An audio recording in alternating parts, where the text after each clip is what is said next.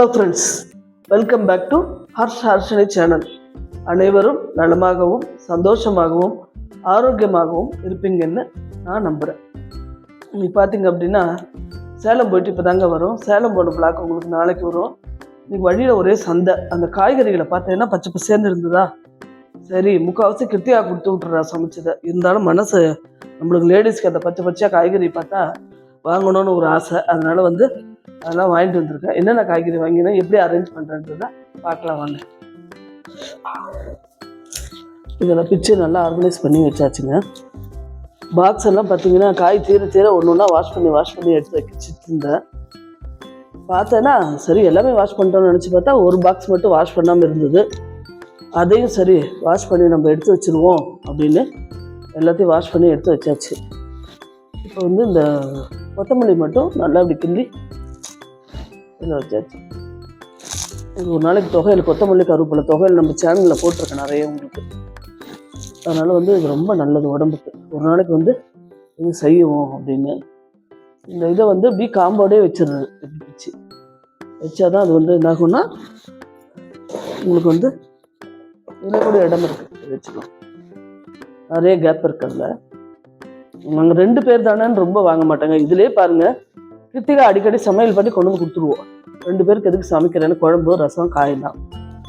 அதனால் சரி ஏதோ ஆசைக்கு கொஞ்சம் வாங்கினேன். நம்மளுக்கு லேடிஸுக்கு காய்கறி பார்த்தா பச்சைன்னு இருந்தால் அது ஒரு வாங்கணும்னு ஒரு தோணும் இல்லையா. அதனால் அதை வாங்கி வச்சிருக்கேன்.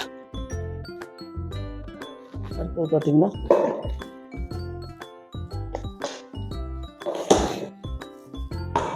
அடுத்தது இந்த பாக்ஸ். இதில் கேரட்டு போட்டாச்சு. கேரட்டு முள்ளங்கி ஒன்று தான் வாங்கினேன், போதும் ஒன்று.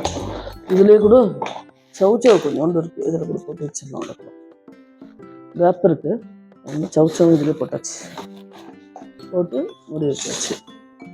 அடுத்தது பார்த்தீங்க அப்படின்னா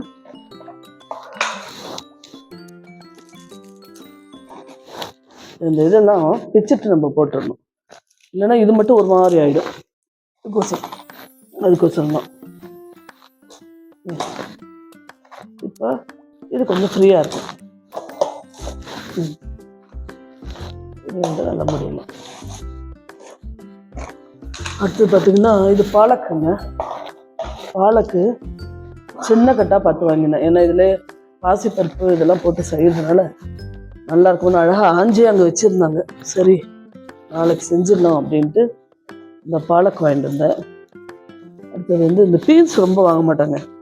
பீன்ஸு கேரட்டு ரெண்டையும் ஒன்றா போட்டு பொரியல் செய்வேன் நான். அதனால் பீன்ஸ் கொஞ்சமும் கேரட் கொஞ்சமும் வாங்கிட்டு வந்தேன். இந்த பீன்ஸும் இந்த கேரட்டும் பார்த்திங்கன்னா ரெண்டையும் ஒன்றா போட்டு செய்வேன் அடிக்கடி நான். அதனால் அதை கொஞ்சம் இப்படி வாங்கிட்டு வந்தேன். இதுலேயே வெண்டைக்காவே நம்ம இப்படி ஆர்கனைஸ் பண்ணிக்கலாம்.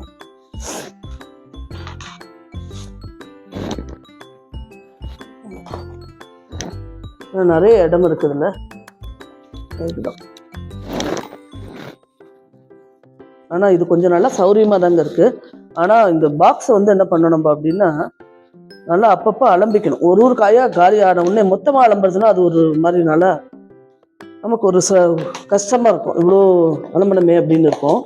அதனால் நம்ம என்ன செய்யணும் அப்படின்னா ஒன்று தீர அலம்பி எடுத்து வச்சிடணும். எடுத்து வச்சுட்டா அடுத்த செட்டு காய்க்கு ஈஸியாக இருக்கும். காட்டுங்க.